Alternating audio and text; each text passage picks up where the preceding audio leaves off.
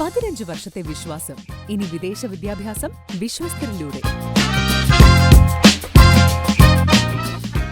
Neethu's study abroad. Social media ഉപയോഗിക്കുന്ന എല്ലാവർക്കും വളരെ ഫെമിലിയർ ആയിട്ടുള്ള രണ്ട് മുഖങ്ങളാണ് ഗ്രീഷ്മ ബോസ് ആൻഡ് അഖിൽ വിദ്യാധർ. ഞാനിങ്ങനെ ഷൂട്ടിനൊക്കെ പോകുമ്പോൾ ഇങ്ങനെ കൊണ്ടുപോകും, മിക്കടത്തും കൊണ്ടുപോകും. അപ്പൊ കുറച്ചേരൊക്കെ ഇങ്ങനെ അടങ്ങിയിരിക്കും. അവനും എന്തൊക്കെ അറിയാമെന്ന് തോന്നുന്നു. നമ്മുടെ പരിപാടി ഇതൊക്കെയാണ്.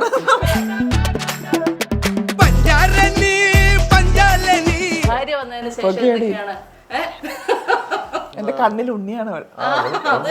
അല്ല, എവള് വന്നതിന് ശേഷം എന്നെ ആൾക്കാർ തിരിച്ചറിയാനൊക്കെ തുടങ്ങി. അവളുടെ വീഡിയോയിൽ വന്നതിന് ശേഷം ഞാൻ ടിക്ടോക്കിൽ കണ്ട് ടിക്ടോക്കിൽ എന്റെ വീഡിയോ കാണുമ്പോൾ ചിന്തിക്കുവായിരുന്നു ഇത്ര ഇവളെ കാരണം.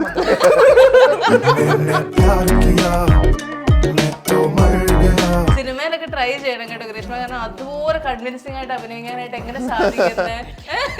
അഖിലേട്ടൻ സിനിമ പിടിക്കുമ്പോ അതിലൊരു മെയിൻ റോൾ എനിക്ക് തരാന്ന് പറഞ്ഞു. ഡയലോഗ് വരെ ഞാൻ പറഞ്ഞു കൊടുത്തിട്ടുണ്ട്. അവള് പഠിച്ചു വെക്കുന്നുണ്ട്. എന്തായിരുന്നു ഡയലോഗ്? എന്തായിരുന്നു? പുതിയ ആളാ.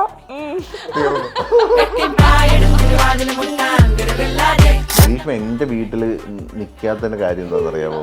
എന്റെ വീട്ടിൽ എപ്പോഴും ഭയങ്കര ലൗഡായിട്ട് സംസാരിക്കുക. ഒരുപാട് ആൾക്കാരുണ്ടാവും എപ്പോഴും.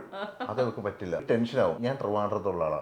അപ്പൊ നമ്മുടെയൊക്കെ ആ ഒരു സ്ലാങ്ങും അക്കിയുടെ അമ്മനെ കിളവിന്ന് വിളിക്കും. അതേ ടോൾ എന്റെ അമ്മനെ കിളവിന്ന് വിളിക്കും. എന്നെ കിളവിന്നൊന്നും വിളിക്കണ്ട. അമ്മയ്ക്ക് അത് കൊള്ളും. കോവിഡ് കഴിഞ്ഞിട്ടാണല്ലോ ഇതൊക്കെ ഭയങ്കര ആക്റ്റീവ് ആയത്. നമ്മള് കുത്തിയിരിക്കാൻ തുടങ്ങിയത്. അപ്പൊ അന്നൊക്കെ നമ്മുടെ ചിന്താഗതി എങ്ങനെയാണ്? അപ്പൊ ഇവിടെയൊക്കെ ആണിനെ കണക്കാണല്ലോ ഇവള് വിൽക്കുന്നത്. ഇവള് ഓരോ വീട്ടിൽ തെയ്യെന്ന് പറഞ്ഞു. അപ്പൊ ഞാൻ ഇപ്പോഴേക്ക് ആരായിരിക്കും കിട്ടുന്നത് കറങ്ങി തിരിഞ്ഞ് എനിക്ക് തന്നെ കിട്ടി.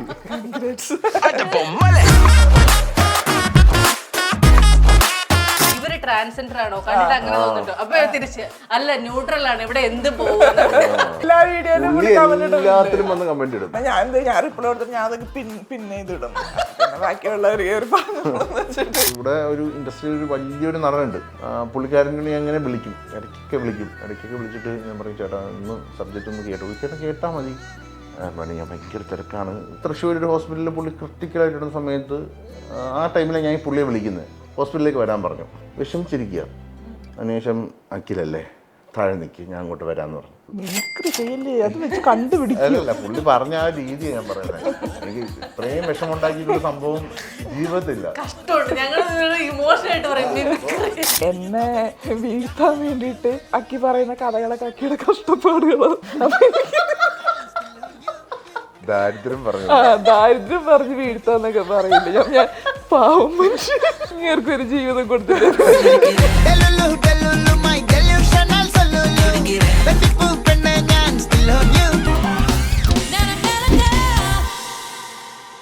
Hello everyone, welcome to the show. നമ്മുടെ ഇന്നത്തെ ഗസ്റ്റുകളെ പ്രത്യേകിച്ച് പരിചയപ്പെടുത്തേണ്ട കാര്യമില്ല. സോഷ്യൽ മീഡിയ ഉപയോഗിക്കുന്ന എല്ലാവർക്കും വളരെ ഫെമിലിയർ ആയിട്ടുള്ള രണ്ട് മുഖങ്ങളാണ് ഗ്രീഷ്മ ബോസ് ആൻഡ് അഖിൽ വിദ്യാധർ. ത്രാൺ അല്ലേ? ത്രാൺ. ഹായ്. എനിക്കിങ്ങനെ കണ്ടിട്ട് ഭയങ്കര അത്ഭുതമാണ്. കാരണം എനിക്കും ഇതേ പ്രായത്തിൽ ഒരാളുണ്ട്. പക്ഷെ ഇങ്ങനെ ഇത്ര അടങ്ങി ഒതുങ്ങി ഇരിക്കുന്നത് ഞാൻ കാണാറില്ല. നിങ്ങൾ അച്ഛനും അമ്മയും കൂടെ എന്താണ് ഈ കൊച്ചിന് കൊടുക്കുന്നത്? എന്ത് ക്ലാസ്സുകളാണ് കുട്ടിക്ക് കൊടുക്കുന്നത്? പൊതുവെ സൈലന്റ് ആണ്. പിന്നെ നമ്മളിങ്ങനെ നടക്കല്ല. ഞാനിങ്ങനെ ഷൂട്ടിനൊക്കെ പോകുമ്പോൾ ഇങ്ങനെ കൊണ്ടുപോകും, മിക്കടത്തും കൊണ്ടുപോകും. അപ്പൊ കുറച്ചേരൊക്കെ ഇങ്ങനെ അടങ്ങിയിരിക്കും. അവനും എന്തൊക്കെ അറിയാമെന്ന് തോന്നുന്നു. നമ്മുടെ പരിപാടി ഇതൊക്കെയാണ്. നമ്മുടെ വയറ്റിൽ കിടന്ന ത്രൂ ഔട്ട് സമയവും മറ്റേ ക്യാമറയുടെ മുന്നിലായിരുന്നല്ലോ അല്ലേ? കുട്ടുസാ അതെങ്ങനെ മനസ്സിലായി?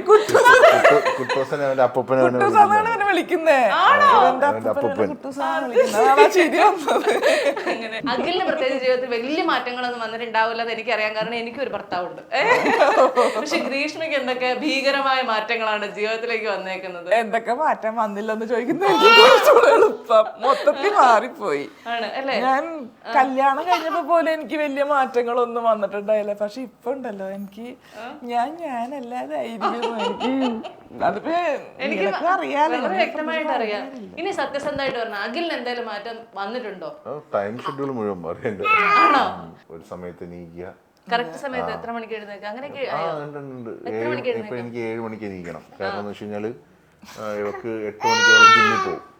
ജിമ്മിൽ പോകുന്നുള്ളതുകൊണ്ട് ഞാൻ 7 മണിക്ക് എണീക്കണം. എനിക്ക് കൊച്ചിനെ പിടിക്കാം. ഞാൻ ജിമ്മിൽ പോയതുകൊണ്ട് ഞാൻ പിടിക്കും. അപ്പോൾ അങ്ങനെയൊക്കെയാണ്. പിന്നെ ഒരു 10 മണിക്കകത്ത് ബ്രേക്ക്ഫാസ്റ്റ് ഇവന് കൊടുത്തതിന് ശേഷം ഇവൻ ഉറങ്ങുന്ന ടൈമൊക്കെ ആയിരിക്കും മിക്കപ്പോഴും കഴിക്കുന്നത്. പിന്നെ ഒരു ഉച്ചയ്ക്ക് 1 മണിക്ക് ഭക്ഷണം 1 മണിക്ക് ഭക്ഷണം കഴിക്കണം ഞങ്ങൾ വിചാരിക്കും 3 മണിയാകുമ്പോൾ കഴിച്ചാൽ കഴിച്ചു. ഇവന്റെ ടൈം പോലെ ചില ദിവസം ഓക്കെ ആയിരിക്കും, അവൻ പെർഫെക്റ്റ് ആയിരിക്കും, ചില ദിവസം അവൻ ഇച്ചിരി മോഡയായിരിക്കും അവൻ. ആണല്ലേ?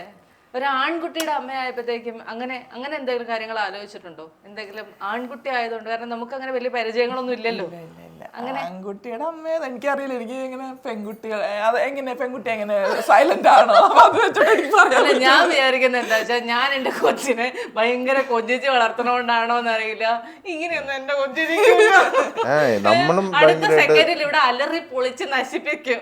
ഇവൻ ശരിക്കും ഒരു അന്താളിച്ച മട്ടിലാണ് ഇരിക്കുന്നത്. ഇവന് കംഫർട്ടബിൾ ആയിട്ടുള്ള സ്പേസ് ആണെങ്കിൽ ഇവനും ഒച്ചയൊക്കെ എടുക്കും. ഇവനിങ്ങനെ നിരീക്ഷിക്കുകയാണ് എന്താ ഇവിടെ നടക്കുന്നതൊക്കെ. കുറച്ചുകൂടെ ഫ്രീ ആയി കഴിഞ്ഞാൽ ഇവന് ഒച്ചയൊക്കെ എടുത്ത് തുടങ്ങും അല്ലേടാ. സത്യം പറയാലേ, നിങ്ങളുടെ ലൈഫ് ഇങ്ങനെ ഒരു കണ്ടന്റ് ക്രിയേറ്റേഴ്സ് ആകും എന്നൊക്കെ ഏതെങ്കിലും കാര്യത്തിൽ ഞാൻ ഗ്രീഷ്മനെ വളരെ ഇനീഷ്യൽ ആ ഒരു സ്റ്റേജ് തൊട്ട് ഫോളോ ചെയ്യുന്ന ആളാണ്. ആദ്യമായിട്ട് ഇങ്ങനെ 10K ഫോളോവേഴ്സ് ഉള്ള കാലം തൊട്ട് എനിക്കറിയാം. ഇങ്ങനെയൊക്കെ ജീവിതം മാറി മറിയോന്ന് സത്യത്തിൽ വിചാരിച്ചിട്ടുണ്ടോ? ഞാൻ ഉണ്ടായിരുന്ന ജോലി നിർത്തിയിട്ട് ഇതിലോട്ടൊക്കെ ചെയ്യുന്നൊന്നും ഞാൻ സ്വപ്നത്തിൽ പോലും. എങ്ങനെയാ അത് ചെയ്യാനുള്ള ധൈര്യം എങ്ങനെ ഉണ്ടായേ? അതായത് സത്യം പറഞ്ഞ കല്യാണം കഴിഞ്ഞപ്പോ ഇങ്ങനത്തെ ഒരു സ്വഭാവം വെച്ചാൽ എനിക്ക് തോന്നി ഇങ്ങനെയും കൂടെ കൂട്ടിക്കഴിഞ്ഞാൽ രക്ഷപ്പെടും. അങ്ങനെയാണ് ധൈര്യം കിട്ടിയത് എനിക്ക്. അല്ലാണ്ട് ഇപ്പൊ ഞാൻ ഇദ്ദേഹത്തല്ല വേറെ ആരെങ്കിലും കല്യാണം കഴിച്ചിരുന്നെങ്കിൽ ചിലപ്പോൾ ഞാൻ ഈ ഫീൽഡിൽ ഉണ്ടാവില്ലായിരുന്നു. ശരിക്കും ഞാൻ സ്റ്റോപ്പ് ചെയ്യേണ്ടി വന്നാലേ. കാരണം എനിക്ക് എന്നെ എപ്പോഴും ആരെങ്കിലും പുഷ് ചെയ്യണം. പുഷ് ചെയ്താൽ മാത്രം നമ്മള് ചെയ്യുന്നത്. പക്ഷെ ഈ കല്യാണത്തിനൊക്കെ മുമ്പ് തന്നെ ഇതൊക്കെ ചെയ്യുന്ന ഒരാളല്ല ചെയ്യായിരുന്നു. പക്ഷെ എനിക്ക് ഞാൻ അങ്ങനെ ഇൻകം സോഴ്സ് ചെയ്ത് അങ്ങനെ ജനറേറ്റ് ചെയ്യില്ലായിരുന്നു. വീഡിയോസ് ചെയ്യാൻ ഇഷ്ടമായിരുന്നു, അങ്ങനെ ചെയ്യുമായിരുന്നു. പക്ഷെ അതിൽ നിന്ന് വരുമാനം ഉണ്ടാക്കുന്ന കാര്യങ്ങൾ എപ്പോഴും ഞാൻ പുറകോട്ട് നിൽക്കും. ഇപ്പൊ പ്രൊമോഷൻസ് ചെയ്യുന്നത് വീട്ടിലിരുന്ന് ചെയ്യാൻ പറ്റുന്ന എന്തെങ്കിലുമൊക്കെ ആണെങ്കിൽ ഞാൻ ചെയ്ത് കൊടുക്കും. അല്ലാണ്ട് ഇപ്പൊ ഒരു ഫിലിം പ്രൊമോഷന് പുറത്ത് പോയി ചെയ്യുന്ന കാര്യങ്ങളൊക്കെ ഞാൻ ബാക്കോട്ടായിരുന്നു. അതൊക്കെ കൂടുതൽ ചെയ്തു തുടങ്ങിയതൊക്കെ വന്നേ പിന്നെയാണ്. അങ്ങനെയാണ് ഞാൻ ഉണ്ടായിരുന്നത്. സിവിൽ എഞ്ചിനീയർ ആയിരുന്നു, ആ ജോലി നിർത്തി. ഞാനിപ്പോ കംപ്ലീറ്റ് ആയിട്ട് ഇപ്പൊ ഒരു കോണ്ടന്റ് ക്രിയേറ്റർ ആയിട്ട് നിൽക്കുന്നത്. ശരിക്കും ഞാൻ സത്യം പറയട്ടെ, ഇങ്ങനെയുള്ള ഈ ഇന്റർവ്യൂസ് എടുക്കുന്നത് നല്ലതാണ്. നമുക്ക് ഭാര്യക്ക് ഭർത്താവിനെയും ഭർത്താവിനെയും പുകഴ്ത്തി പറയാനുള്ള ഒരു അവസരമാണ്. ഇതൊരിക്കലും വീട്ടിൽ കിട്ടൂല അല്ലേ? തിരിച്ചു പുകഴ്ത്താനുള്ള അവസരമാണ്. ഭാര്യ വന്നതിന് ശേഷം എന്തൊക്കെയാണ്? ഭാര്യ വന്നതിന് ശേഷം എന്താ, കണ്ണിൽ ഉണ്ണിയാണ്. ഉണ്ണി കണ്ണനാണ്. അല്ല, എവള് വന്നതിന് ശേഷം എന്നെ ആൾക്കാർ തിരിച്ചറിയാനൊക്കെ തുടങ്ങി. അവളുടെ വീഡിയോയിൽ വന്നതിന് ശേഷം ഇപ്പോ എനിക്ക് എന്താ പുറത്തു പോയി കഴിഞ്ഞാൽ ആൾക്കാർ മനസ്സിലാക്കും, സംസാരിക്കാൻ വരും, ഫോട്ടോ എടുക്കാൻ വരും. അതൊക്കെ ഇവളുടെ കൂടെ ഈ വീഡിയോ ക്രിയേഷനിൽ വന്നതിന് ശേഷമുള്ള. പക്ഷെ സത്യത്തിൽ ഒരു പൊസസീവ് ഭാര്യയാണോ? ചില ഇൻഡയറക്റ്റ് റീലുകളിലൊന്നും ഞങ്ങൾക്ക് അങ്ങനെ ഒരു സാധനം എവിടുന്നോ കിട്ടുന്നുണ്ടായിരുന്നു. ഏത് റീലാന്ന് ഞാൻ പറഞ്ഞു തരട്ടെ. ഓക്കെ, ആ പെണ്ണിനോട് എന്തിനാ സംസാരിക്കാൻ? സത്യം പറ, മറ്റേ അറിയാതെ എടുത്തത്. ഈ വീഡിയോ എടുക്കരുത് കേട്ടോ, എടുക്കരുത് കേട്ടോ. അത് ഞാൻ നാച്ചുറൽ ആയിട്ട് അഭിനയിച്ചതാണ്. അത് ഇപ്പൊ ഇവള് ബർത്ത്ഡേക്ക് ഒരു സംഭവം ഇട്ടിട്ടുണ്ടായിരുന്നു. അത് ഇവള് അറിയാൻ പറ്റാണ്. പക്ഷെ വീണ പറഞ്ഞ സംഭവം അത് ഞാൻ അഭിനയിച്ചതാണ്. Natural acting. സിനിമയിലൊക്കെ ട്രൈ ചെയ്യണം കേട്ടോ ഗ്രീഷ്മ, കാരണം അതുപോലെ കൺവിൻസിംഗ് ആയിട്ട് അഭിനയിക്കാനായിട്ട് എങ്ങനെ സാധിക്കുന്നത്? അങ്ങനെ അഖിലിന് ശരിക്കും അറിയായിരുന്നു ഇങ്ങനെ ജീവിതം കൊണ്ടുപോകാം, ഇതൊരു പാഷൻ പ്രൊഫഷൻ ആക്കി മാറ്റാം, കണ്ടന്റ് ക്രിയേഷൻ എന്നുള്ള അങ്ങനെ ഒരു ചിന്ത ഉണ്ടായിരുന്നു? അത് കംപ്ലീറ്റ് ആയിട്ട് അവളുടെ ഒരു സൈഡാണ്. ഞാൻ അതിൽ കൂടെ നിൽക്കുന്നുള്ളൂ. എന്റെ ഫീൽഡ് ഇതല്ല. ഞാൻ ഫിലിം ഫീൽഡാണ് വർക്ക് ചെയ്യുന്നത്. ഞാൻ കുറച്ച് നാളുകൾക്ക് മുമ്പ് വരെ എന്റെ കല്യാണത്തിന് മുമ്പ് വരെ മഞ്ജു വാര്യരല്ലേ ചേച്ചിയുടെ ടീമിലുണ്ടായിരുന്ന ആളാണ് ഞാൻ. അപ്പൊ അതിനുശേഷമാണ് ഞാൻ അതിൽ നിന്ന് മാറുന്നത്. ഞാൻ അതിൽ നിന്ന് മാറി എനിക്കിത് പറയണം, എനിക്ക് 2 വാക്ക് പറയണം. അപ്പൊ ഞാൻ ഫിലിം ഫീൽഡാണ് ഞാൻ വർക്ക് ചെയ്യുന്നത്. പിന്നെ കണ്ടന്റ് റൈറ്റിംഗ് ഉണ്ട് എനിക്ക്. ഞാൻ 2-3 കമ്പനികൾക്ക് വേണ്ടി, അഡ്വർടൈസ്മെന്റ് കമ്പനികൾക്ക് വേണ്ടി കണ്ടന്റ് റൈറ്റിംഗ് അങ്ങനത്തെ കുറച്ച് പരിപാടിയൊക്കെ ഉണ്ട്. അതാണ് എന്റെ പരിപാടി. പിന്നെ ഞാൻ അവളുടെ കൂടെ നിൽക്കുന്നുള്ളൂ. ഇപ്പൊ കുഞ്ഞായതിനു ശേഷം ഞാൻ ഒരു ബ്രേക്ക് എടുത്തു. മൊത്തത്തിൽ കുഞ്ഞായതിനു ശേഷം ഞാൻ മൂവിയിൽ നിന്നൊന്നും ബ്രേക്ക് എടുത്തു. കാരണം എന്ന് വെച്ച് കഴിഞ്ഞാൽ ഞാൻ ഇവള് മാത്രമല്ലേ ഉള്ളൂ. അപ്പൊ ഇവർക്ക് ഒറ്റയ്ക്ക് ഹാൻഡിൽ ചെയ്യാൻ പറ്റില്ല. അപ്പൊ അതുകൊണ്ട് ഞാൻ ഈ ഒരു 1 ഇയറിലേക്ക് എഴുത്ത് മാത്രം കോൺസെൻട്രേറ്റ് ചെയ്തു.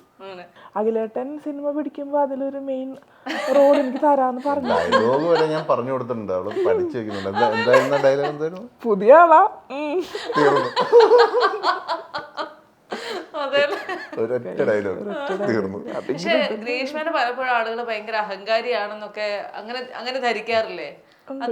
അത് എന്തുകൊണ്ടായിരിക്കും പുള്ളിക്കാരി ഇൻട്രോവേർട്ടാണ്. അത് എത്ര പേർക്ക് അറിയുന്ന ഇൻട്രോവേർട്ടും ആണ്, ഭയങ്കര സോഷ്യൽ ആൻസൈറ്റി ഉള്ള കൂട്ടത്തിലാണ്. അതുകൊണ്ടോ? അതുകൊണ്ട് എനിക്ക് ഒരു ക്രൗഡിലോട്ടൊക്കെ എനിക്ക് ഭയങ്കര ബുദ്ധിമുട്ടാണ്. ഗ്രീഷ്മ എന്റെ വീട്ടില് നിക്കാത്തതിന്റെ കാര്യം എന്താണെന്ന് അറിയാമോ? എന്റെ വീട്ടിൽ എപ്പോഴും ഭയങ്കര ലൗഡായിട്ട് സംസാരിക്കുക, ഒരുപാട് ആൾക്കാരുണ്ടാവും എപ്പോഴും. അതവർക്ക് പറ്റില്ല. പക്ഷെ ടെൻഷനാവും. ഇപ്പൊ അത് എനിക്ക് കല്യാണം കഴിഞ്ഞിട്ട് ഇവളുടെ വീട്ടിൽ പോയപ്പോഴും ഉണ്ടായിരുന്നു. ഞാൻ ട്രിവാൻഡ്രത്തുള്ള ആളാണ്. അപ്പൊ നമ്മുടെയൊക്കെ ആ ഒരു സ്ലാങ്ങും ഇതൊക്കെ ഇവർക്ക് ഭയങ്കരമായിട്ട് കൊള്ളൂ. ചില വാക്കുകളൊക്കെ ഭയങ്കര യൂസേജ് ഭയങ്കര ഡിഫറൻസ് ഉണ്ട്. അപ്പൊ അതൊക്കെ അക്കി പറയുന്ന ചില വാക്കുകൾ വെച്ചിട്ട് എന്റെ വീട്ടിൽ അമ്മയാക്കിയിട്ട് അടിയാണ്. അമ്മക്ക് ഇഷ്ടപ്പെട്ടില്ല, അങ്ങനെ പറയാൻ പാടില്ല പറഞ്ഞിട്ടായിരിക്കും. നമ്മുടെ നാട്ടിൽ ഇപ്പം മെയിൻ ആയിട്ട് യൂസ് ചെയ്യുന്ന ഒരു വാക്ക് കിളവൻ എന്ന് പറയുന്നുണ്ട്. കിളവൻ വയസ്സായ ആള്, അത്രേ ഉള്ളൂ. ഞാൻ അക്കിയുടെ അമ്മനെ കിളവിന്ന് വിളിക്കും, അതേ ടോള് എന്റെ അമ്മനെ കിളവിന്ന് വിളിക്കും. അല്ല അത് അങ്ങനെ നമ്മക്കെന്താ, നമ്മളിതിങ്ങനെ ശീലിച്ചു പോയതാണ്. അപ്പൊ അത് എന്നെ കിളവിന്നൊന്നും വിളിക്കണ്ട, അമ്മയ്ക്ക് അത് കൊള്ളും. ഇപ്പൊ കിളവാന്ന് വിളിച്ച് ഞാൻ ഇപ്പൊ ആരെങ്കിലും മുമ്പോ ഈ കിളവ ഞാൻ എവിടെ കണ്ടിട്ടുണ്ട്, ഇങ്ങനല്ലേ നമ്മൾ പറയുന്നത്. അത് ആ നാട്ടിൽ ജനിച്ച് അങ്ങനെ യൂസ്ഡ് ആയതുകൊണ്ടുള്ള പ്രശ്നമാണ്. ഒരിക്കലും ഒരു റെസ്പെക്ട് ഇല്ലായ്മ ഒന്നും അല്ല അത്. എങ്ങനെ പറയുമ്പോ പുള്ളിക്കാരി ഇങ്ങനെ ഇങ്ങനെ കുറെ വാക്കുകളുണ്ട് ട്രിവാൻഡ്രത്ത്. അപ്പൊ ഇതെല്ലാം ഞാൻ പറയുമ്പോ ഉള്ള പ്രശ്നങ്ങള് ഭീകരമായിട്ട്. നമുക്ക് ഈ കണ്ടന്റിൽ കണ്ട അഖിലിനെ വളരെ വ്യത്യസ്തമായ ഒരു അഖിലിനെ കാണാൻ സാധിക്കുന്ന കണ്ടന്റിൽ മറ്റേ ഇങ്ങനെ ഭയങ്കരമായിട്ട് ആണല്ലോ, ഇവിടെ വന്നിരുന്നിട്ട് ഭയങ്കര സീരിയസ് ആയിട്ട് താത്വികമായ അവലോകനം ചെയ്യുന്നു. യഥാർത്ഥത്തിലാണ് ആ താത്വിക അവലോകനം ഉണ്ട് അല്ലേ? ഞാൻ റീലും വ്യത്യാസമാണ് എനിക്ക്. പക്ഷെ അതിന് കണ്ടാ മനസ്സിലാവത്തേ ഇല്ല കേട്ടോ. അതിനൊക്കെ എനിക്ക് ഇപ്പം തന്നെ വിറയ്ക്കുന്നുണ്ട്. അതല്ലേ ഞാൻ പിന്നെ ഇന്ന് ഞാൻ ശ്രദ്ധിച്ചൊരു കാര്യമാണ്, ഈ നെഗറ്റീവ് കമന്റുകൾക്കൊക്കെ അതേ രീതിയിൽ ഉരുളക്ക് പേര് പോലെ ഗ്രീഷ്മയ്ക്ക് മറുപടി കൊടുക്കാൻ സാധിക്കുന്നുണ്ടല്ലോ. ഇതൊക്കെ എവിടെന്നാ വരുന്നത്? അത് പഠിച്ച് അതെന്ന് വെച്ചാല് നമ്മളെ ചൊറിയാൻ വേണ്ടി ഇങ്ങനെ ഇടുമ്പോ ഒരു പുള്ളിക്കാരനുണ്ട്, പുള്ളി ചൊറിയാൻ വേണ്ടി മാത്രമേ നമ്മൾ എന്ത് വീഡിയോ എടുത്താലും പുള്ളി കമന്റ് ആയിട്ട് വരും. അത് ഞാൻ വായിച്ചെന്താന്നറിയോ, ഇതിനിവിടെ വായിച്ചു ഇവര് ട്രാൻസ്ജെൻഡർ ആണോ കണ്ടിട്ട് അങ്ങനെ തോന്നുന്നുണ്ടോ? അപ്പൊ തിരിച്ച് അല്ല ന്യൂട്രൽ ആണ്, ഇവിടെ എന്ത് പോകും. ഓ എന്റെ എല്ലാ വീഡിയോയിലും എല്ലാത്തിലും വന്ന് കമന്റ് ഇടും. അയ്യോ ഞാൻ റിപ്ലൈ കൊടുത്തിട്ട് ഞാൻ അതൊക്കെ പിന്നെ ഇതിടും. പിന്നെ ബാക്കിയുള്ളവർ കയറി വെച്ചിട്ട് ചിലരങ്ങനെ ഉണ്ട്, നമ്മളെ മാത്രം ടാർഗറ്റ് ചെയ്ത് വരുന്ന ചില ആളുകളുണ്ട്, അവർക്ക് റിപ്ലൈ കൊടുക്കുക. അല്ലാണ്ട് പിന്നെ നെഗറ്റീവ് അങ്ങനെ മൈൻഡ് ചെയ്യാറില്ല. ആണ് അങ്ങനെ നെഗറ്റീവ് കമന്റുകൾ ഏതെങ്കിലും വേദനിപ്പിച്ച ഒരു കാലഘട്ടം ഉണ്ടായിരുന്നു സത്യത്തില് ജീവിതത്തില്? ഇവളുടെ അമ്മയൊക്കെ എന്തെങ്കിലുമൊക്കെ പറഞ്ഞൊക്കെ കമന്റ് ഇടുമ്പോ അത് കൂടുതൽ FB-യിലാണ് അങ്ങനെ. അല്ലെങ്കിൽ അങ്ങനെ എനിക്കങ്ങനെ വലിയ പ്രശ്നങ്ങൾ അങ്ങനെ എൻ്റെ ഇത് നിർത്താൻ ചിന്തിക്കുന്ന രീതിക്കുള്ള ഒന്നും ഞാനിപ്പോ കമന്റ്സ് വായിക്കാറില്ല. ഞാൻ പിന്നെ ഇൻസ്റ്റാഗ്രാമിൽ മാത്രമേ വായിക്കാറുള്ളൂ, യൂട്യൂബിൽ FB കമന്റ്സ് ഞാൻ വായിക്കാറില്ല. കുറച്ചുകൂടെ വായിക്കുന്നത് ഞാനായിരിക്കും. അമ്മ കുത്തിരുന്ന് വായിക്കും. അപ്പൊ അമ്മ എന്നിട്ട് നെഗറ്റീവ് കമന്റ് ദേടി ഇത് കണ്ടത് അല്ല ഞാൻ അതുകൊണ്ടാണ് ഞാൻ വായിക്കുന്നത്. അപ്പൊ ഞാൻ എന്നിട്ട് അവളോട് പറയും, എടി അത് അമ്മ വായിച്ച ശരിയാവത്തില്ല, ഡിലീറ്റ് ചെയ്ത് അങ്ങനെ ഒന്ന് രണ്ടൊക്കെ. ഈ അമ്മേനെ അഭിനയിപ്പിക്കാന്നുള്ള ഒരു പോസിബിലിറ്റി എങ്ങനെയായിരുന്നു കണ്ടെത്തി തിരിച്ചറിഞ്ഞത്? അത് കൂടെ ചെയ്യാൻ വേറെ ആരും ഇല്ലാണ്ടിരുന്നപ്പോ എനിക്ക് പിന്നെ അമ്മയെ വിളിക്കും. ഒറ്റ മോളാണ് കേട്ടോ. അപ്പൊ ഇവള് ഒറ്റ മോളായപ്പോ സമയത്ത് ഇവളുടെ വീട്ടിൽ ഇവളുടെ അമ്മ ഇങ്ങനെയാണ് അവർ ജീവിച്ചോണ്ടിരുന്നത്. പുള്ളി അവിടെ ഒരു ഹോട്ടലിലെ GM ആയിരുന്നു. അപ്പൊ ഇവളും അമ്മയും ഒറ്റയ്ക്ക് ആയതുകൊണ്ട് പരിപാടിയൊക്കെ നടന്നു പോകണമല്ലോ.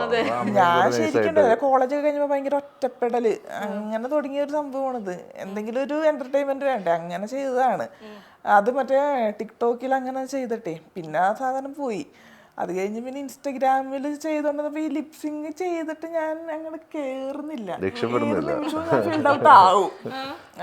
അപ്പൊ അങ്ങനെയാണ് ഓൺ വോയിസിൽ. പിന്നെ ലിപ്സിങ് അമ്മനെ ചെയ്യുമ്പോ അമ്മയ്ക്ക് അത് പാടാണ്, ചുണ്ടനക്കി ചെയ്യുന്നത്. അപ്പൊ അമ്മ പറഞ്ഞു ഞാൻ വേണ്ടി സ്വന്തമായിട്ട് പറഞ്ഞ് എന്തേലും ചെയ്യാം, എനിക്ക് ലിപ്സിങ് പറ്റാം. പിന്നെ അങ്ങനെയാണ് ട്രാക്ക് ഒന്ന് മാറ്റിയത്. ടിക്ടോക്കിൽ കണ്ട് ടിക്ടോക്കിൽ കണ്ട ആളാണോ? അതെനിക്കൊരു പുതിയ അറിവായിരുന്നു. അതിനുശേഷം എന്തൊക്കെ സംഭവിച്ചു? ടിക്ടോക്ക് ബാൻ ചെയ്തു, ഇൻസ്റ്റ വന്നു. ജീവിതം ഇങ്ങനെയൊക്കെ മാറി മറിയോന്ന്. ഇങ്ങനെ ഇത്തരത്തിലൊരു ഭാര്യയായിരിക്കും ചേത്രയ്ക്ക്. ടിക്ടോക്കിൽ എന്റെ വീഡിയോ കാണുമ്പോൾ ചിന്തിക്കുവായിരുന്നു ഇത്ര ഇവളെയൊക്കെ ആരാണ്. അത് ഞാൻ എപ്പോഴും പറഞ്ഞിട്ടുള്ളതാണ് അവളുടെ അടുത്ത്. അല്ല ഇവള് ആ ടൈമിലെ അപ്പൊ അന്നൊന്നും ഈ സോഷ്യൽ മീഡിയ ഭയങ്കര ആക്റ്റീവ്, കോവിഡ് കഴിഞ്ഞിട്ടാണല്ലോ ഇതൊക്കെ ഭയങ്കര ആക്റ്റീവ് ആയത്, നമ്മള് കുത്തിയിരിക്കാൻ തുടങ്ങിയത്. അപ്പൊ അന്നൊക്കെ നമ്മുടെ ചിന്താഗതി എങ്ങനെയാണ്, അപ്പൊ ഇവളെയൊക്കെ ആണിനെ കണക്കാണല്ലോ ഇവള് വിൽക്കുന്നത്, ഇവള് ഓരോ വീട്ടിൽ തെയ്യെന്ന് പറഞ്ഞു. അപ്പൊ ഞാൻ പണ്ട് ആലോചിച്ചിട്ടുണ്ട് ഇവളെയൊക്കെ ഇത് ആരായിരിക്കും കെട്ടുന്നത്, ഇറങ്ങി തിരിഞ്ഞ് എനിക്ക് തന്നെ കിട്ടി. അല്ല എന്നിട്ട് എങ്ങനെയായിരുന്നു, ആരാണ് ആദ്യം പ്രപ്പോസ് ചെയ്തത്? ഞാൻ തന്നെ. അതെ, ഇത്രയും വലിയ ആലോചനയൊക്കെ പോയിട്ട് ഞാൻ തന്നെ ഫ്രണ്ടായിരുന്നു. ഞാൻ നൈസായിട്ട് അവർക്ക് ഇങ്ങനെ സജഷൻ ഒക്കെ പറഞ്ഞു, ആ വീഡിയോ ചെയ്യും, അങ്ങനെ ചെയ്യും, ഇങ്ങനെ ചെയ്യുന്നൊക്കെ പറഞ്ഞ് നൈസായിട്ട് സജഷൻ ഒക്കെ കൊടുത്ത്. അവർക്ക് ഇൻസ്റ്റയിൽ എനിക്ക് തോന്നുന്നു ഞാൻ മെസ്സേജ് അയച്ചു കൊടുക്കുമ്പോൾ ഫോളോവേഴ്സ് വളരെ കുറവായിരുന്നു, 10K സംതിങ് ഉണ്ടായിരുന്നു. ആ ഒരു റേഞ്ച്, ഒന്നുമില്ല 15K മാറ്റമില്ല. ആ റേഞ്ചിൽ ഞാൻ മെസ്സേജ് അയക്കുന്നത്. ആ ടിക്ടോക്കോട്ട് എനിക്ക് അറിയാം, മെസ്സേജ് ഒക്കെ തോന്നുന്നപ്പോഴാണ്. അവിടെ നിന്ന് എന്താ സജഷനൊക്കെ പറഞ്ഞ് ഇത്രയും പോയി കൊണ്ടുവന്നല്ലേ, അങ്ങനെ ഫ്രണ്ടായി, നല്ല ഫ്രണ്ടായി.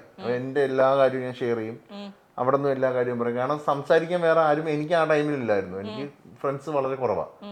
ഇവക്കും സെയിം അവസ്ഥ. അപ്പോൾ ആ ഒരു ട്രാക്ക് നമുക്ക് കറക്റ്റ് ആയിരുന്നു. അതിനുശേഷം ഇങ്ങനെ സംസാരിച്ച് വന്നപ്പോൾ ഇവർക്ക് പ്രായമാവുന്നപ്പോൾ ഇവളുടെ കല്യാണമൊക്കെ ഉറപ്പിച്ചെന്നല്ല, ആലോചന വന്ന് ഒരെണ്ണം ഓൾമോസ്റ്റ് ഓക്കെ ആയി, പക്ഷെ അത് ഡ്രോപ്പ് ആയി പോയി. അതൊക്കെ ഞാൻ പറയുമ്പോ ഇങ്ങനെ ഉള്ളിലുണ്ടായിരുന്നു, പക്ഷെ പുറത്ത് പറയാൻ ധൈര്യമില്ല. അല്ല മെയിൻ പ്രശ്നം എന്ന് വെച്ച് കഴിഞ്ഞാൽ എൻ്റെ നല്ലൊരു ഫ്രണ്ടാ. അപ്പൊ എനിക്ക് ആ ഒരു ഫ്രണ്ട്ഷിപ്പ് പോയി കഴിഞ്ഞാൽ വിളിക്കാൻ പറ്റില്ല. അപ്പൊ ഒരു പെണ്ണ് ആണല്ലോ, എന്തോ ആലോചന വന്ന സമയത്ത് ഞാൻ വിളിച്ചപ്പോൾ ഇവൾ അവൈലബിൾ ആയിരുന്നില്ല. അതെനിക്ക് എന്തോ ഭയങ്കര വല്ലാണ്ടായി എനിക്ക്. അല്ല അപ്പൊ ഞാൻ ആലോചിച്ചപ്പോ എവളിഞ്ഞ് കല്യാണം കഴിച്ച് പോയി ഇങ്ങനെയൊക്കെ തോന്നി വരാൻ തന്നെ. അപ്പൊ ആ ഒരു ഫ്രണ്ട്ഷിപ്പ് പോകുമോ എന്നൊക്കെ. അത് എനിക്ക് മുമ്പ് ഒരു ഫ്രണ്ട് ഉണ്ടായിരുന്നു, അപ്പൊ ഈ ഫ്രണ്ടും ഇങ്ങനെ തന്നെ പോയത് ഫ്രണ്ടായിരുന്നു. ഞാൻ ആലോചിച്ചപ്പോ ഇവള് ഫ്രണ്ടിനേക്കാൾ എന്തോ ആണ് എനിക്ക്. കാരണം ഇനി എന്ത് ചെയ്യണം ചിന്തിച്ചു. അപ്പൊ ഞാൻ ചോദിച്ചു നീ അപ്പൊ അല്ല അത് സംഭവം വെച്ച് കഴിഞ്ഞാൽ ഇവളുടെ ഒരു പെണ്ണ് കാണാൻ വന്ന ആള്, അയാൾക്ക് ഇവളെ പറ്റി ഒന്നും അറിയില്ല, അയാളുടെ അമ്മയ്ക്ക് അറിയാം. അപ്പൊ അയാൾ വെച്ച് ടിക്ടോക്ക്, ഇൻസ്റ്റാഗ്രാം, ഓക്കെ, ഇങ്ങനെയായിരുന്നു പുള്ളിയുടെ റെസ്പോൺസ്. അപ്പൊ ഇവള് ആ സമയത്ത് ഒരു എനിക്ക് തോന്നുന്നു നമ്മളിങ്ങനെ ഒരു സെലിബ്രിറ്റി നമ്മളോട് ഇങ്ങനെയൊക്കെ പറയാൻ എനിക്ക് ഇഷ്ടപ്പെടുക. ആ സമയത്ത് സെലിബ്രിറ്റി അല്ല, എനിക്കതല്ല, ഈ അറേഞ്ച് മാരേജ് വരുമ്പോഴേ ഉള്ള മെയിൻ പ്രശ്നം എന്ന് പറഞ്ഞാൽ പലർക്കും അറിയാൻ പറ്റില്ല. എന്നെ എല്ലാവരും അറിയണം എന്നല്ല ഞാൻ പറയണത്, പക്ഷെ നമ്മൾ ഇതിങ്ങനെ ചെയ്യുമ്പോൾ നമ്മൾ തന്നെ പരിചയപ്പെടും, ചേട്ടാ ഇത് ഇങ്ങനെ ഒരു സംഭവം ഉണ്ട്. ചിലർക്ക് ഇൻസ്റ്റഗ്രാമേ ഉണ്ടാവില്ല കേട്ടോ, ചേട്ടാ ഇൻസ്റ്റഗ്രാം ഉണ്ട്, അപ്പൊ അതിലിങ്ങനെ വീഡിയോസ് ഒക്കെ ചെയ്യുന്ന ആളാണ് ഞാൻ. അത് അവരെങ്ങനെ എടുക്കാന്ന് എനിക്ക് അറിയില്ല, പോസിറ്റീവായിട്ട് വീഡിയോ അങ്ങനെ ചിലപ്പോൾ നമ്മളെ പറ്റി ചിലപ്പോൾ ഒരു ബാഡ് ഇംപ്രഷൻ ആയിരിക്കും അവർക്ക് കിട്ടുക. അപ്പൊ എനിക്കെപ്പോഴും എന്നെ ഞാൻ ഇതൊക്കെ ചെയ്യുന്ന ഒരാളാണ് മനസ്സിലാക്കി ഇങ്ങോട്ട് വരുന്ന ഒരാളാണ് എനിക്കിഷ്ടം. അപ്പൊ ആ പുള്ളി വന്നപ്പോ പുള്ളിക്ക് അറിയത്തില്ലായിരുന്നു. അപ്പൊ ഇത് എൻ്റെ അടുത്തൊരു വിഷമത്തിന്റെ രീതിയിൽ ഞാൻ പറഞ്ഞു. അപ്പൊ ഞാൻ എണ്ണ അങ്ങോട്ട് ഒഴിച്ചിട്ട് കത്തിച്ചത് അങ്ങോട്ട്. ഞാൻ പറഞ്ഞു അയാൾക്ക് അറിയത്തില്ല എന്താ ഇങ്ങനത്തെ കുറെ ആൾക്കാരുണ്ട്. ഞാൻ സംസാരിക്കുന്ന ലാസ്റ്റ് ഇങ്ങനെ എങ്ങനെ ചോദിക്കുന്നു പറഞ്ഞിട്ട് ഞാൻ ചോദിച്ചു എന്തിനാണ് വേറെ കെട്ടിപ്പോകുന്നത്, നമുക്ക് എങ്ങോട്ടൊക്കെ കെട്ടിയാൽ നൈസായിരിക്കില്ല എന്നൊക്കെ പറഞ്ഞിട്ട്. അപ്പൊ എന്തായിരുന്നു അത് കേട്ടപ്പോഴത്തേക്ക്? ഞെട്ടലായിരുന്നോ, ലഡു ആയിരുന്നോ, എന്തായിരുന്നു മനസ്സിലൂടെ പോയത്? എവള് ഒന്നും പറഞ്ഞിട്ടൊന്നുമില്ല, എവള് കുറച്ച് ടൈം എടുത്തിട്ടാ പറഞ്ഞേ. ഞാൻ വളരെ പ്രാക്ടിക്കൽ ആയിട്ടുള്ള ആളാണ്. അവള് നോക്കി ഇവനെ കെട്ടിയ എന്റെ പരിപാടിയൊക്കെ. നമ്മുടെ വീട്ടില് നമുക്ക് ഒരു കല്യാണാലോചന എന്ന് പറയുമ്പോഴത്തേക്കും വീട്ടുകാർ എന്തൊക്കെയാ ആലോചിക്കുക? ഈ പറഞ്ഞ പോലെ നല്ല ജോലിയുള്ള, കറക്റ്റ്, എന്റെ വീട്ടിൽ ഇങ്ങനെ തന്നെയായിരുന്നു, ഗവൺമെന്റ് ജോലിയുള്ള, നമ്മളെക്കാൾ ഒരുപടി മുകളിൽ നിൽക്കുന്ന, ഇങ്ങനെയൊക്കെയുള്ള കുറെ ക്രൈറ്റീരിയാസ് ഒരു ടിപ്പിക്കൽ വീട്ടിൽ പറയില്ലേ. അപ്പൊ ഇത്തരം കാര്യങ്ങളൊക്കെ സ്വാഭാവികമായിട്ട് ഇത് അവതരിപ്പിച്ചപ്പോഴത്തേക്കും ഇതൊക്കെയാണോ മോളെ, ഗവൺമെന്റ് ജോലി ഉണ്ടോ മോളെ എന്നൊക്കെ എന്തെങ്കിലും അന്വേഷിച്ചു? പക്ഷെ എനിക്ക് ഈ അറേഞ്ച് മാരേജസ് എനിക്ക് വന്ന പ്രപ്പോസൽസ് എല്ലാം നല്ല വൈറ്റ് കോളർ ജോബുള്ള വലിയ വലിയ ഉദ്യോഗസ്ഥരൊക്കെയാണ്. ഇപ്പൊ കാനഡയിലൊക്കെ ഉള്ളവർ അങ്ങനെയൊക്കെയാണ് എനിക്ക് വന്നിട്ടുള്ളത്. പക്ഷേ എനിക്ക് ആ സമയത്തൊക്കെ എനിക്ക് മിസ് ചെയ്യുന്ന പോലെ എനിക്ക് തോന്നുമായിരുന്നു. കാരണം ഇവരെ ഇപ്പൊ കാനഡയിലുള്ള ഒരാളെ ഞാൻ കല്യാണം കഴിക്കുന്നത് സ്വാഭാവികമായിട്ട് ഞാൻ അയാളുടെ കൂടെ കാനഡയിൽ പോകും. പിന്നെ എനിക്കിത് കണ്ടിന്യൂ ചെയ്യാൻ പറ്റില്ല. കനേഡിയൻ ഇൻഫ്ലുവൻസർ ആവാനുള്ള ആളായിരുന്നു. സ്വാഭാവികമായിട്ടും അവർക്ക് എതിർപ്പായിരുന്നു. പിന്നെ ഞാൻ കൺവിൻസ് ചെയ്തതെന്ന് വെച്ചാൽ പിന്നെ ഫിലിം ഫീൽഡും ആണ്. ഫിലിം ഫീൽഡ് എന്ന് പറഞ്ഞാൽ അറിയാലോ, പണി ഉണ്ടെങ്കിൽ ഉണ്ട്, ഇല്ലെങ്കിൽ ഇല്ല. ആ ഒരു അപ്പൊ ഞാൻ പറഞ്ഞു ആൾക്ക് ജോലി ഇല്ലെങ്കിൽ ഞാൻ നോക്കാം. പക്ഷെ അത് പറയുമ്പോഴും എനിക്ക് 15,000 രൂപ സാലറിക്കാണ് ഞാൻ നിൽക്കുന്നത് കേട്ടോ. ഞാൻ സിവിൽ എഞ്ചിനീയർ. അത് പറയുമ്പോൾ ഞാൻ എന്ത് ദരിദ്രമാണെന്ന് പറഞ്ഞു. ആ നേരത്തെ എനിക്ക് ഇങ്ങനെ കെട്ടണമെന്നുള്ളൊരു ഇതിൽ ഞാനങ്ങ് പറഞ്ഞു ഞാൻ നോക്കിക്കൊള്ളാം എന്നൊക്കെ ഞാനൊക്കെ പറഞ്ഞു. പക്ഷെ അത് പറയുന്നത് എന്റെ മൈൻഡിൽ ഇതായിരുന്നു, കല്യാണം കഴിഞ്ഞിട്ട് ഒരുമിച്ച് വീഡിയോ ചെയ്യാലോ, അപ്പൊ അങ്ങനെ ഇത് ഡെവലപ്പ് ചെയ്ത് കൊണ്ടുവന്നാ നമുക്ക് ഇൻകം ആയല്ലോ എന്നുള്ള മൈൻഡിലായിരുന്നു. അമ്മ പറഞ്ഞു എന്താണ് നിനക്ക് ഇപ്പൊ ജോലി ഇല്ലാണ്ട് ഇരിക്കുന്ന ഒരവസ്ഥ വന്നാൽ നിനക്ക് കുടുംബം നോക്കാൻ പറ്റുന്നുണ്ടെങ്കിൽ ഓക്കെ പ്രൊസീഡ് ചെയ്തോ, കല്യാണം കഴിപ്പിച്ചാലോ. അത് അവരെന്റെ ഇഷ്ടം മാത്രം നോക്കിയിട്ടാണ് പറഞ്ഞത്. അവർക്ക് താല്പര്യം ഉണ്ടായിരുന്നു. അവർക്കുള്ള പ്രശ്നം എന്ന് വെച്ച് കഴിഞ്ഞാല് അവരുടെ സറൗണ്ടിങ് ഉണ്ടല്ലോ, കസിൻസ്, അവർക്ക് പ്രശ്നം അങ്ങനത്തെ കുറെ പ്രശ്നമുണ്ട്. ഇപ്പൊ എന്റെ വീട്ടിലും കാണും. പക്ഷെ എന്റെ അമ്മ അത് പറയില്ല, കാരണം എന്റെ സ്വഭാവം അറിയാന്നുള്ളതുകൊണ്ട് ചിലപ്പോ അമ്മ അത് പറയാത്തതായിരിക്കും. അപ്പൊ നാട്ടുകാരൊക്കെ പറയാം അവൾ വീഡിയോ ചെയ്തോണ്ട് നടക്കുന്ന പെൺകൊച്ച്, അതിനൊക്കെ ഒരു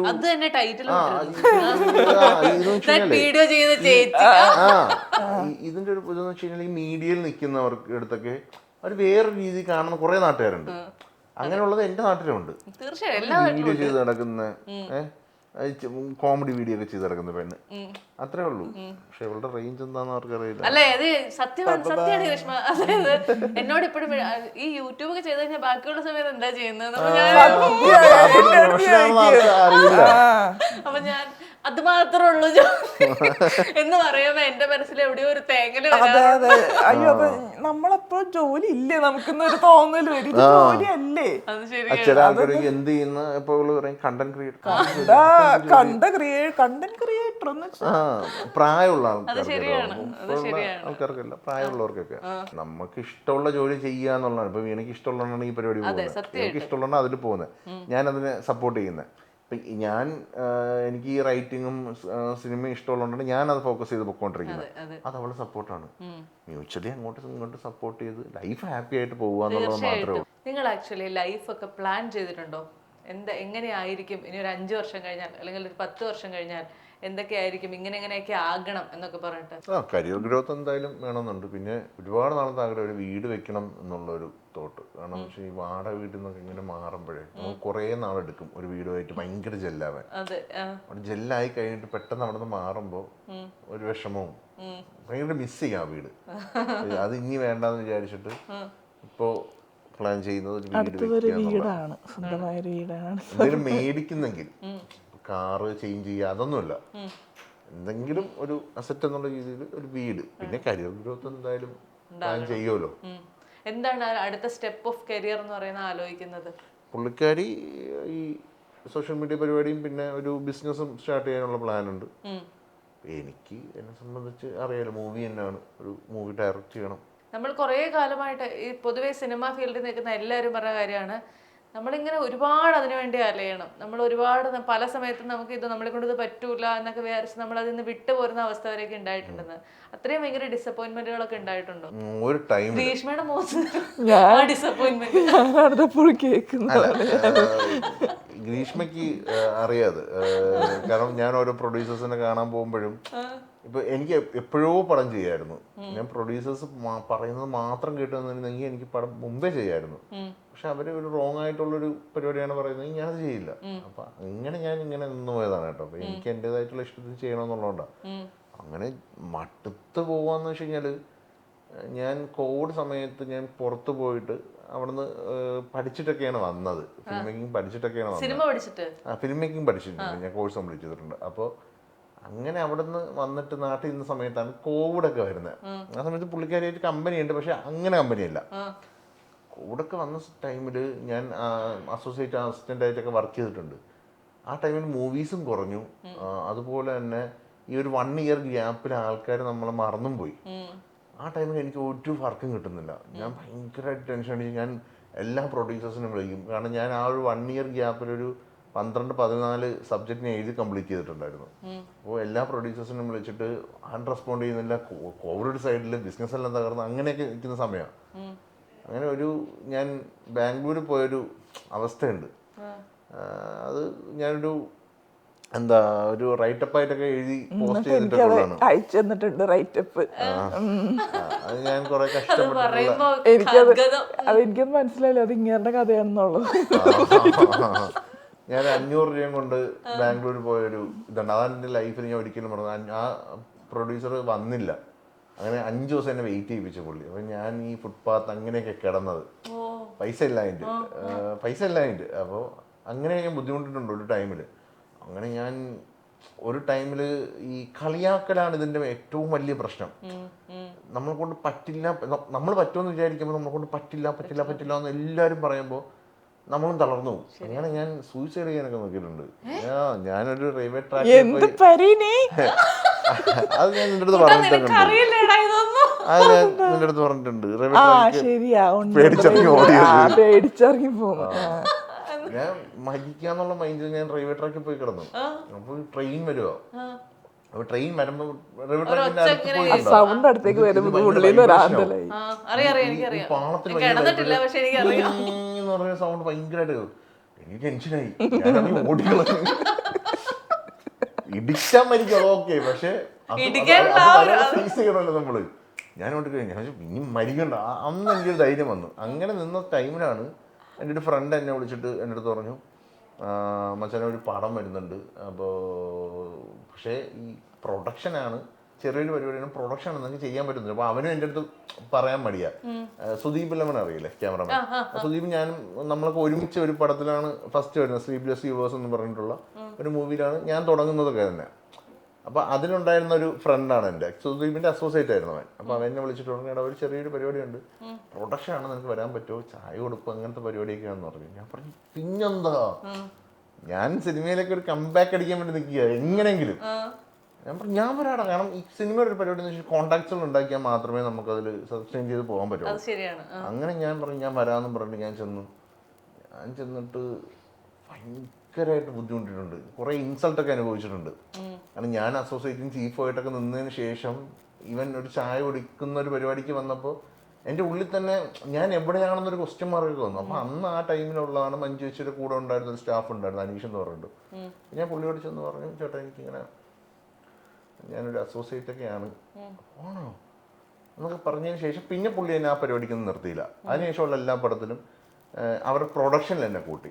ശരിക്കും രേഷ്മ ഇങ്ങനെയൊക്കെ ഇപ്പൊ ഇങ്ങനെ ചിരിച്ചോണ്ടിരുന്ന പറയുന്ന ആളെ ഇത് നമ്മളോട് വന്ന് പറയുമ്പോ ഭയങ്കര ഒരു ഫ്രജൈൽ ആയിട്ടുള്ള ഒരു സ്റ്റേറ്റിലായിരിക്കില്ലേ ഇതൊക്കെ പറയുന്നത്. അന്ന് എന്തൊരു ഗ്രീഷ്മയുടെ ആദ്യമായിട്ട്, അതായത് എന്നെ വീഴ്ത്താൻ വേണ്ടിയിട്ട് അക്കി പറയുന്ന കഥകളൊക്കെ അക്കിയുടെ കഷ്ടപ്പാടുകളോ ദാരിദ്ര്യം പറഞ്ഞ് വീഴ്ത്താന്നൊക്കെ പറയില്ല. ഞാൻ പാവം മനുഷ്യൻ, ഇങ്ങേർക്കൊരു ജീവിതം കൊടുത്തിട്ട്. അല്ല, ഞാൻ എവിടെ അടുത്ത് ഓപ്പണായിട്ട് എല്ലാം പറയും. ഞാൻ എവിടെ അടുത്ത് കരയും. എനിക്ക് സങ്കടം. ഇപ്പൊ ഒരു പ്രൊഡ്യൂസറിന്റെ അടുത്ത് പോയിട്ടൊന്നും ഞാൻ അയാളെ തെറി വിളിക്കാൻ പറ്റില്ല. ഞാൻ എവിടെ അടുത്ത് മുഴുവൻ അയാൾ പറയാനുള്ള എവിടെ അടുത്താ പറയുന്നത്. അയാൾ എന്നെ ഇത്രയും നേരം പോസ്റ്റ് ആക്കി അയാൾ വന്നിരുന്ന എന്റെ കഥയും കെട്ടിട്ട് ഉറങ്ങിയിട്ട് പോയി. ഒരു പുള്ളി, ഞാനൊരു പ്രൊഡ്യൂസറിന് കഥ പറയാൻ വേണ്ടി പോയാ, പുള്ളി കഥ പറഞ്ഞോളാൻ പറഞ്ഞു. പുള്ളി സൺഗ്ലാസ് ഒക്കെ വെച്ചാൽ ഇരിക്കുന്നത്. കുറച്ച് പുള്ളി കൂർക്കം വലിക്ക് വന്നത്. പുള്ളിയുടെ കൂടെ ഇരുന്ന ആൾ കേട്ടോണ്ടിരുന്നു. ഞാൻ ഏറ്റവും ലാസ്റ്റ് എനിക്ക് തോന്നി ഇനി എന്റെ കഥ ബോറാണോ എന്ന് ചോദിച്ചാൽ ഞാൻ പുള്ളിയോട് ചോദിച്ചോട്ടെ കഥ ഓക്കെ, എനിക്ക് ഇഷ്ടപ്പെട്ടവൻ ഇയാൾ ഇങ്ങനെയാണ് കഥ കേൾക്കാൻ ആൾക്കാരെ വിളിച്ചു വരുത്തും, എന്നിട്ട് പുള്ളി ഇരുന്ന് ഉറങ്ങുന്നത്. വലിയൊരു പ്രൊഡ്യൂസർ. നമുക്കത് ഭയങ്കര ഹേർട്ട് ആവുമല്ലോ. അത് മൊത്തം കേട്ടല്ലേടാ. എല്ലാം ഇറക്കി വെക്കുന്നവളെടുത്താ. കാരണം പ്രൊഡ്യൂസറെ പറയുന്നതൊക്കെ ഞാൻ കേൾക്കാണ്. എന്നോടാണല്ലോ പറയുന്നത്. ഇപ്പം ഞാനൊരു കാര്യം പറയും, ഇപ്പൊ എന്ത് വലിയ ആളായാലും ഇപ്പൊ വലിയൊരു കോഡീഷനായാലും എല്ലാവർക്കും ഒരു ടൈമുണ്ട്. എന്റെ ടൈമിന് വാല്യൂ ഉള്ളതാണ്. ഇപ്പൊ നമ്മളെ വിളിച്ചിരിക്കുക, പോസ്റ്റ് ആക്കുക. ഇപ്പൊ ഒരാൾക്ക് ഒരു പ്ലോട്ട് കേട്ടിട്ട് ഇഷ്ടപ്പെട്ടില്ല എന്നുണ്ടെങ്കിൽ വേണ്ട, അത് പറയാം, എനിക്ക് താല്പര്യമില്ലാന്ന്. വിളിച്ചു വരുത്തി കേട്ട് ഇതെല്ലാം കഴിഞ്ഞിട്ട് നമ്മളൊരുമാതിരി ആക്കുന്നുണ്ടല്ലോ. എനിക്കത് ഒരുപാട് കിട്ടുന്നുണ്ട്. ഇവിടെ ഒരു ഇൻഡസ്ട്രിയിൽ ഒരു വലിയൊരു നടനുണ്ട്. അപ്പോൾ പുള്ളിക്കാരനെ അങ്ങനെ വിളിക്കും, ഇടയ്ക്കൊക്കെ വിളിച്ചിട്ട് ഞാൻ പറയും ചേട്ടാ ഒന്ന് സബ്ജക്റ്റ് ഒന്ന് കേട്ടോ, ചേട്ടാ കേട്ടാൽ മതി. മണി ഞാൻ ഭയങ്കര തിരക്കാണ്, സാറൊന്നുമല്ല, പക്ഷെ അതുപോലെ ഇമിറ്റേറ്റ് ചെയ്യുന്ന ഒരാളാണ്. അങ്ങനെ ഒരു സംവിധായകൻ സീരിയസ് ആയിട്ട് പുള്ളി മരിച്ചുപോയി. ആ സംവിധായകൻ്റെ അടുത്ത ഫ്രണ്ടാണ്. അങ്ങനെ തൃശ്ശൂർ ഒരു ഹോസ്പിറ്റലിൽ പുള്ളി ക്രിട്ടിക്കലായിട്ടിരുന്ന സമയത്ത് ആ ടൈമിലാണ് ഞാൻ ഈ പുള്ളിയെ വിളിക്കുന്നത്. പുള്ളി പറഞ്ഞു ഒരു കാര്യം ചെയ്യും, ഇന്ന ഹോസ്പിറ്റലിൽ നിന്ന് ഞാൻ പറയുന്നില്ല, ഹോസ്പിറ്റലിലേക്ക് വരാൻ പറഞ്ഞു. ഞാൻ എന്ത് എൻ്റെ കാശ് എന്ന് പറഞ്ഞ ഞാൻ എറണാകുളത്തുണ്ട്, ഒരു ബൈക്കും ഉണ്ട് എൻ്റെ ഒരു ഫ്രണ്ടിൻ്റെ. ഞാനിങ്ങനെ ചില്ലറൊക്കെ നുള്ളിപ്പറക്കി കുറച്ച് പെട്രോൾ അടിക്കാനുള്ള പൈസ അടിച്ചിട്ട് ഞാൻ നേരെ പോവുക, ചെറുതായി മഴയൊക്കെ കൊണ്ട്. അതിനുശേഷം അവിടെ ചെന്നു അപ്പോഴത്തേക്ക് ഞാൻ കഥ പറയാൻ റെഡിയായിട്ട് പുള്ളി ഹോസ്പിറ്റലിലേക്ക് വിളിച്ചെന്തിനാന്ന് എനിക്ക് മനസ്സിലായിട്ടില്ല. എന്നിട്ട് ആ ഡ്രൈവറുണ്ട്, പുള്ളിക്കൊരു ആ ടൈമിലൊരു കാറുണ്ടായിരുന്നു, ഒരു ബെൻസ്, ഒരു പ്രത്യേക കളറായിരുന്നു. അത് കുറേ പേർക്ക് അറിയാമെന്നുള്ള കളറാണ് അത്, അന്ന് ഞാൻ പറയാത്ത. അപ്പോൾ പുള്ളിയുടെ അടുത്ത് ഞാൻ പറഞ്ഞു, പുള്ളി ഡ്രൈവറിൻ്റെ അടുത്ത് പറഞ്ഞു, ഡ്രൈവർ പറഞ്ഞു മുകളിലുണ്ട് ചേട്ടൻ, ഐസിയുവിൻ്റെ ഫ്രണ്ടിലാന്ന് പറഞ്ഞു. ഞാൻ അവിടെ ചെന്നപ്പോൾ പുള്ളി ഭയങ്കര വിഷമിച്ച് അടിച്ചിട്ടുണ്ടായിരുന്നു, പുള്ളി വിഷമിച്ചിരിക്കുക. അതിനുശേഷം അഖിലല്ലേ താഴെ നിൽക്കുക, ഞാൻ അങ്ങോട്ട് വരാമെന്ന് പറഞ്ഞു. ഞാൻ താഴെ വെയിറ്റ് ചെയ്തു. മിമിക്രി ചെയ്യല്ലേ, അത് വെച്ച് കണ്ടുപിടിക്കും. അല്ലല്ല, പുള്ളി പറഞ്ഞ ആ രീതിയാണ് ഞാൻ പറയുന്നത്. എനിക്ക് ഇത്രയും വിഷമുണ്ടാക്കിയിട്ടുള്ള സംഭവം ജീവിതത്തില്ല. പുള്ളി എന്നിട്ട് കാറിൽ വന്നിട്ട് ഡ്രൈവറിനോട് പറഞ്ഞു നീ കുറച്ച് നേരം വെളിയിൽ നിൽക്കി, എനിക്ക് പുള്ളിയോട് സംസാരിക്കണമെന്ന് പറഞ്ഞ് പുള്ളി കയറി ഇരുന്നിട്ട് പുള്ളി ഇങ്ങനെ കുറേ വിഷമം, പുള്ളിയുടെ ഫ്രണ്ടാണ് കിടക്കുന്നത്. അപ്പം ഞാൻ കളിക്കുന്നു ഇയാൾ ഇതൊക്കെ കാണിക്കാൻ വേണ്ടി എന്നെ എന്തിനാ വിളിച്ചെടുത്ത്. അപ്പം ചേട്ടാ ഓക്കെ അല്ല എന്നുണ്ടെങ്കിൽ ഞാൻ പറയുന്നില്ല, നമുക്ക് പിന്നീട് നോക്കില്ല, എനിക്ക് പറ്റുന്നില്ല, വിഷമം സഹിക്കുന്നില്ല, എൻ്റെ ജീവനാണ് അതെന്നൊക്കെ പറഞ്ഞിട്ട് പുള്ളി നിന്ന് കഥ എനിക്കിന്ന് കേൾക്കാൻ പറ്റില്ല.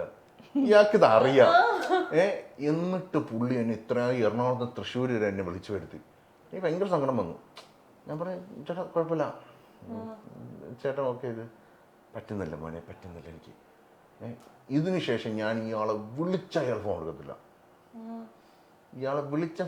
അങ്ങനെ ഞാൻ വേറൊരു സെറ്റിൽ നിൽക്കുന്ന സമയത്ത് ഞാനിങ്ങനെ ഈ പ്രോജക്റ്റിൻ്റെ കാര്യമൊക്കെ സംസാരിച്ചുകൊണ്ടിരിക്കുന്ന സമയത്ത് ഈ നടൻ്റെ ഒരു ടോക്ക് വന്ന സമയത്ത് അവിടെ ഒരു ലേഡി അഭിനയിക്കാൻ വേണ്ടി വന്നതാണ്. അപ്പം ഞാൻ പുള്ളിക്കാരിങ്ങനെ പറഞ്ഞപ്പോൾ ഞാൻ പറഞ്ഞു പുള്ളി ഇപ്പോൾ വിളിച്ച ഫോൺ, അതെന്ത് ഞാൻ വിളിച്ച ഫോൺ എടുക്കുമല്ലോ എന്ന് പറഞ്ഞാൽ പുള്ളിക്കാരി അപ്പം തന്നെ പുള്ളിക്കാരനെ വിളിക്കുക. പുള്ളിക്കാരൻ ആ മുളു പറഞ്ഞോ പുള്ളി അവിടെ നിന്ന്. അങ്ങനെ ഒരു വ്യക്തി. ഞാൻ അതിനുശേഷം ഞാൻ പുള്ളിയുടെ സിനിമയും കണ്ടിട്ടില്ല, ഈ പുള്ളിയെ പറ്റി ഓർക്കുന്ന പോലെ എനിക്ക് വെറുപ്പാണ്. 15 വർഷത്തെ വിശ്വാസം, ഇനി വിദേശ വിദ്യാഭ്യാസം വിശ്വസ്തരിലൂടെ. Neethu's study abroad.